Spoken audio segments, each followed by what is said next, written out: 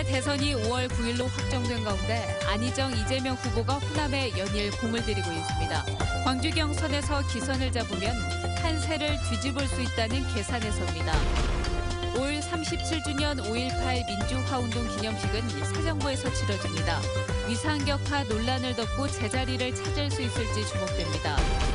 중국이 오늘부터 한국 단체 관광을 전면 중단시키면서 유일한 국제 노선이 중단되는 등 우한국제공항도 된소리를 맡고 있습니다.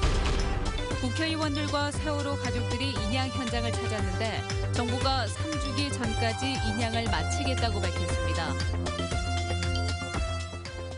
여러분 안녕하십니까? 19대 대선이 오는 5월 9일로 확정되면서 안희정, 이재명 두 민주당 후보가 호남 민심 잡기에 바빠졌습니다. 광주에 열리는 민주당 첫 경선에서 기선을 잡을 경우 전세를 뒤집을 수 있다는 계산 때문입니다. 김철원 기자입니다. 이재명 성남시장이 2주일 만에 다시 광주를 찾아 지지를 호소했습니다. 문재인, 안희정 두 후보가 청산해야 할 적폐 세력과 손을 잡으려 한다며 싸잡아 비판했습니다. 안희정 후보가 적폐 세력과의 대연정 주장을 여전히 고수하고 있습니다. 문재인 후보의 자문그룹인 10년의 힘 위원회 60명 중에서 무려 15명이 삼성 등 재벌 대기업을 위해 일했던 사람들입니다. 최근 안희정 캠프에 합류한 민주당 박영선 의원도 광주 전남을 찾아 안희정 지사 지원 사격에 나섰습니다. 오는 27일 광주에서 치러질 민주당 첫 경선이 다가오면서 문재인 대세론을 뒤집고자 하는 이재명, 안희정 캠프는 마음이 급해졌습니다. 문재인 후보가 각종 여론조사에서 호남 지역 1위를 달리고 있고 조직 동원에서도 유리한 건 사실이지만 확실한 과반을 점하지는 못하고 있는 점이 두 캠프에 희망을 주고 있습니다. 이재명 캠프는 호남 경선에서의 선전을 발판 삼아 일단 결선 투표에 오르는 것을 목표로 삼고 있고 안희정 캠프는 호남 경선의 이변을 통해 뒤집기를 노리고 있습니다. 2002년도에 노무현의 기적을 만들었던 것처럼 안희정의 기적을 만들어 주시면 본선 게임은 더 이상 말할 것이 없다. 확실한 대통령으로서의 정권 교체를 할 수 있다.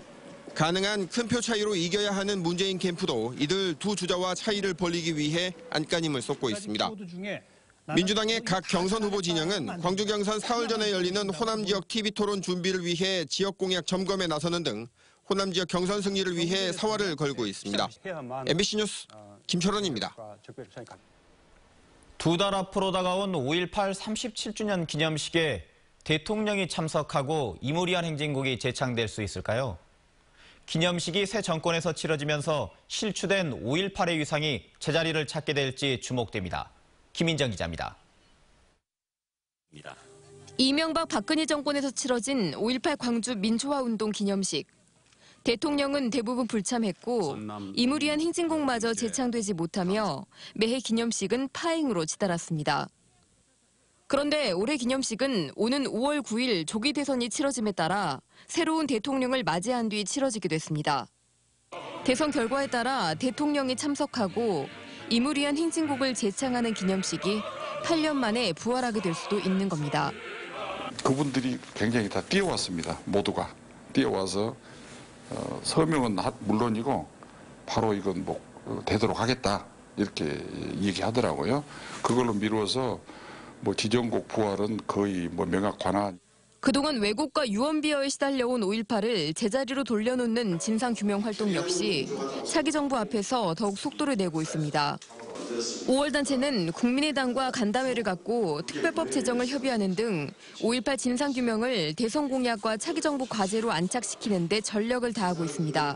지금 이번 계기로 해서 정부 차원에서 진상조사위원회가 구성이 돼서 진상조사사가 나왔으면 좋겠다.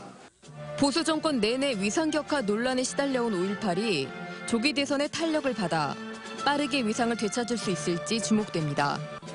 MBC 뉴스 김인정입니다. 국민의당 박주선 의원이 대선 출마를 선언했습니다.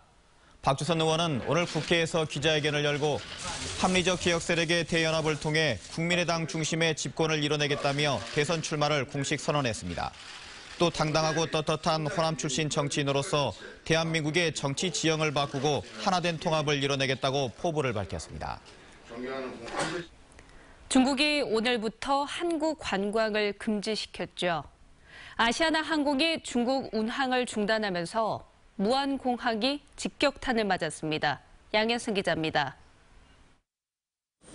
무안국제공항의 국제선 정기 노선은 중국 동방항공과 아시아나항공 등 두 편, 각각 상하이와 베이징으로 가는데 평균 탑승률이 37%로 저조합니다. 특히 아시아나항공은 지난달 탑승률이 24%에 그쳤습니다. 여기에 중국이 한국 단체 관광 전면 중단 조치를 내리면서 아시아나항공은 오는 26일부터 다음 달 23일까지 운항 중단을 결정했습니다. 왕복 8차례 한시적 중단이라고 설명했지만 장기화할 가능성도 배제하지 못합니다. 근데 수요가 없어서 수요가 없으면 저희가 비행기를 띄울 수 없는 노릇이니까요. 중국 단체 관광객을 태운 전세기는 사드 갈등이 불거진 뒤 지난해 11월 한 편에 그쳤고 12월부터는 단 한 편도 없습니다. 전남의 해외 관광객 40%를 중국 관광객이 차지하는 걸 감안하면 지역 관광 산업에 끼칠 악영향이 불가피합니다. 겨울철 따뜻한 동남아, 일본 온천을 활발하게 오갔던 전세기마저 이달에는 단 4편으로 줄면서 어렵게 이어온 무안공항 이용객 증가세까지 꺾일 우려가 커지고 있습니다. MBC 뉴스 양현승입니다. 인양 준비가 한창인 세월호 참사 해역에 국회의원과 희생자 가족들이 방문했습니다. 정부는 세월호 3주기 안에 선체를 인양해 목포 신항에 거치하겠다고 밝혔습니다. 김진선 기자입니다. 세월호 선체를 줄로 들어올릴 제킹 바지선 2척이 모습을 드러냈습니다. 세월호를 옮길 반잠수식 선박이 이번 주 안에 추가로 도착하면 인양 장비는 모두 준비됩니다. 제 뒤로 보이는 바지선 2척 사이에 세월호가 가라앉아 있습니다. 이 바지선들이 양쪽에서 세월호를 끌어올리면서 이 수면 위 13m까지 올리게 됩니다. 국회 농림축산식품 해양수산위원회 소속 의원들이 희생자 가족과 함께 인양 현장을 찾았습니다.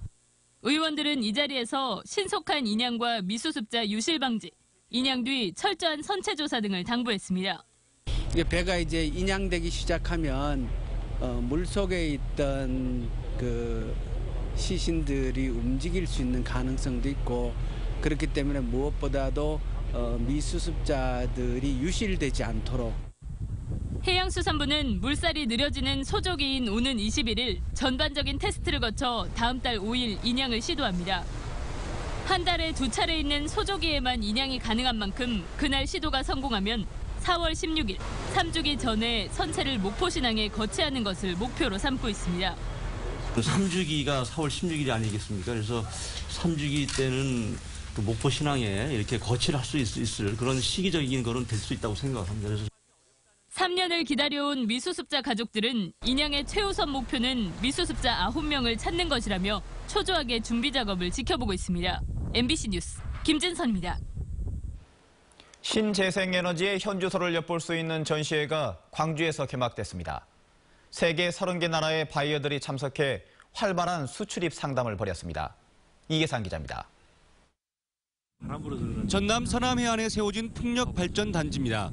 1시간에 3kW의 전력을 생산할 수 있는 발전기지만 크기나 소음을 줄인 게 가장 큰 장점입니다. 돌풍이나 태풍 등 악천후 속에서도 파손되지 않고 정상 작동이 가능합니다. 저품질에 대한 문제점들이 이제 인식이 제고되면서 다소 제품가가 높더라도 성능이 우수한 제품들을 찾고 있는 것 같습니다. 태양광과 풍력, 에너지 저장 장치 등 에너지 신산업의 최신 정보를 파악할 수 있는 국제 전시회에는 30개 나라 180여 개 기업들이 참여했습니다. 역대 최대 규모인데다 연간 1억 달러 이상의 수출입 실적을 올린 대기업 바이어들도 대거 참석했습니다. I came specifically to look at the hydro and wind. 한국전력 등 에너지 공기업들도 적극 참여해서 빛가람 에너지밸리 기업들을 지원하고 나섰습니다. 신기후 체제 시대를 앞서가는 경쟁력을 갖추고 해외 시장을 개척할 수 있기를 바라며 저희 한전도 온 힘을 기울여서 지원하도록 하겠습니다. 명실공히 대한민국 대표 에너지 비즈니스장으로 평가받는 신재생 에너지 전문 전시회는 오는 17일까지 김대중 컨벤션 센터에서 열립니다. MBC 뉴스 이기상입니다.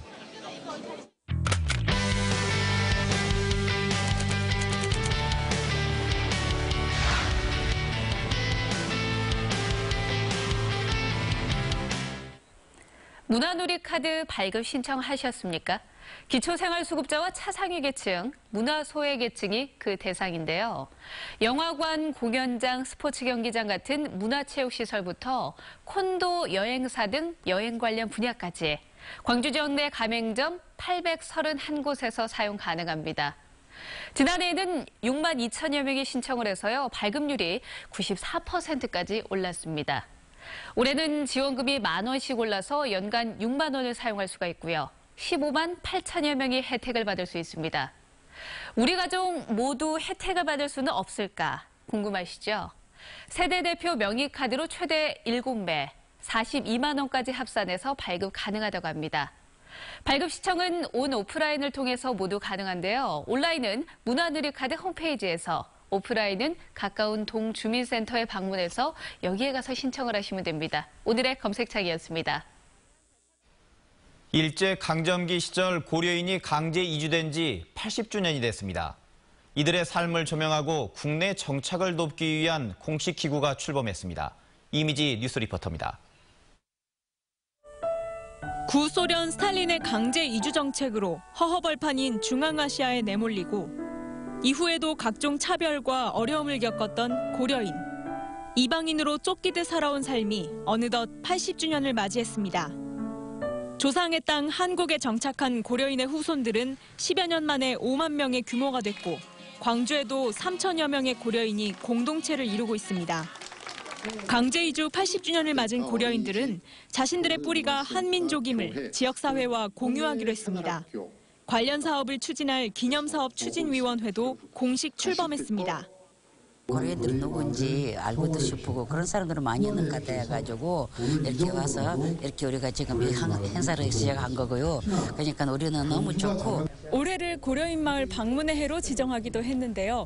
유물 전시나 연극처럼 지역민들에게 고려인에 대해서 알리는 문화 행사도 마련됩니다.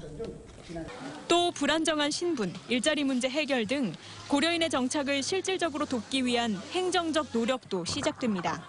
관련 법규를 개정할 수 있도록 우리가 청원 운동을 펴고 국회의원들과 더불어서 법 개정에 나서기 위해서 공청회 등을 개최하려고 그렇게 생각하고 있습니다. 낯선 곳, 척박한 환경을 개척하며 지낸 세월이 80년.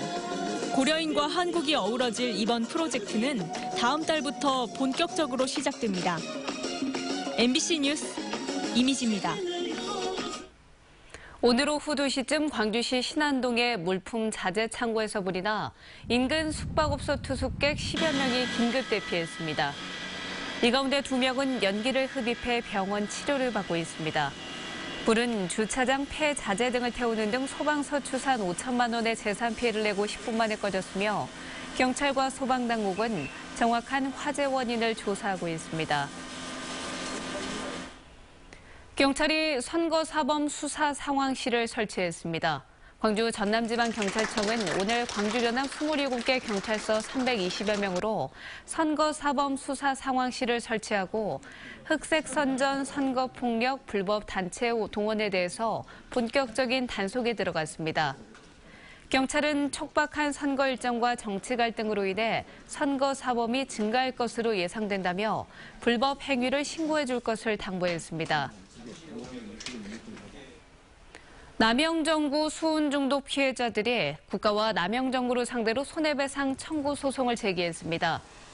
민주사회를 위한 변호사 모임은 남영정구 수은 중독 피해자 6명이 유해 화학물질인 수은을 부실한 관리 책임을 묻고 제대로 된 피해 배상을 받기 위해 소송을 제기했다고 밝혔습니다. 지난 2015년 3월 남영정구 철거 작업에 투입됐다 수은 중독 피해를 입은 하도급 업체 근로자 6명은 현재까지 불면증과 불안장애 등 후유증에 시달리고 있습니다. 3.15 의거 기념식이 처음으로 광주시 주관으로 열렸습니다. 오늘 기념식에는 3.15와 4.19 단체 회원 등이 참석했고 역사 자료 전시회와 시가 행진 등의 기념 행사도 진행됐습니다.